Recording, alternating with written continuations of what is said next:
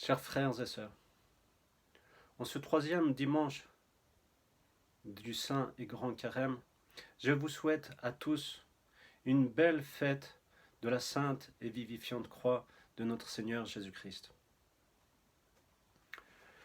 Cette croix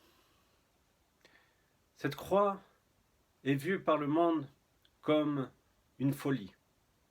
Cette croix est vue comme quelque chose de douloureux. Mais voilà que pour nous, chrétiens,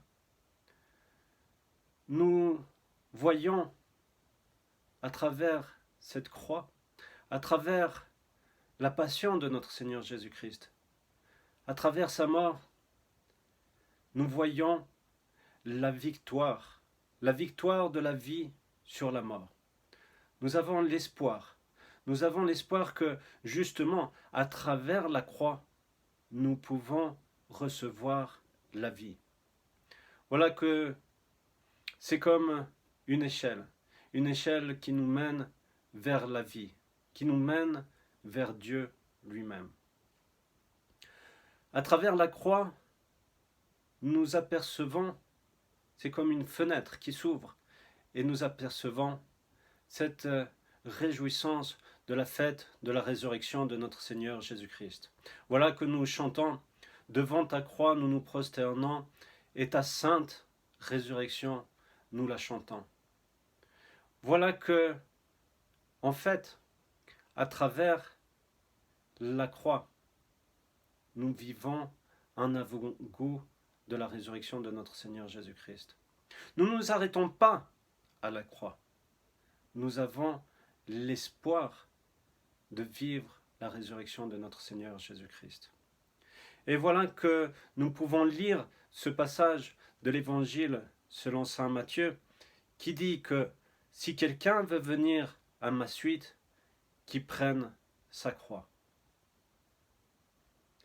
Mais voilà que, en faisant cet acte de foi, d'accepter notre croix et de la porter, nous savons que Dieu est toujours avec nous, qu'il est là pour nous aider, qu'il est là finalement pour nous porter. Je me souviens de cet apophthegme, cette histoire, qui parlait de cet homme qui avait à traverser un désert. Et voilà qu'il était en pleine discussion avec Dieu. Et que quand il retournait sa tête, il voyait ces deux traces de pas, les siennes et celles de Dieu. Et voilà qu'à un moment, ça devient dur, encore plus dur. Et qu'il commence à avoir ce découragement. Il se retourne et il ne voit plus que ses traces à lui, dans le désert, dans le sable. Il continue malgré tout. Et à un moment donné, voilà que de nouveau, ça va mieux. Et il se retourne et il revoit deux traces de pas. Et alors il dit à Dieu, mais où étais-tu quand j'avais besoin de toi? Et alors Dieu lui répond que quand tu avais ce moment de désespoir, les traces de pas que tu voyais, c'étaient les miennes, et je te portais. Voilà en quoi nous croyons. Nous croyons que Dieu est là, et qui nous porte, et qui nous aide.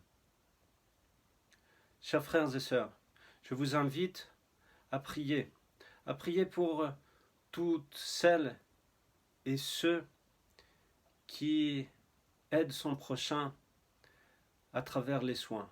Tout ce personnel soignant qui, d'une certaine façon, accepte leur croix et se sacrifie pour son prochain et aide à travers les soins. J'invite aussi à prier pour tous ceux et celles qui, malgré cette épidémie, vont dans les magasins pour nous permettre justement que ces magasins soit ouverte, reste ouvert et que nous pouvons trouver la nourriture. Je prie et je vous invite à prier pour toutes celles et ceux qui nous aident et qui se sacrifient en cette période d'épidémie. Encore une fois, chers frères et sœurs, je vous souhaite une belle et sainte fête de la croix. Gardons justement toujours sur nous cette croix que nous avons reçue lors de notre baptême. Ce rappel que nous sommes un dans le corps du Christ. Dans le corps du Christ qui est l'Église. Vous tous qui avez été baptisés en Christ, vous avez revêtu le Christ. Alléluia. Continuons à prier. Continuons à garder l'espoir que Dieu nous aide et nous porte. Amen.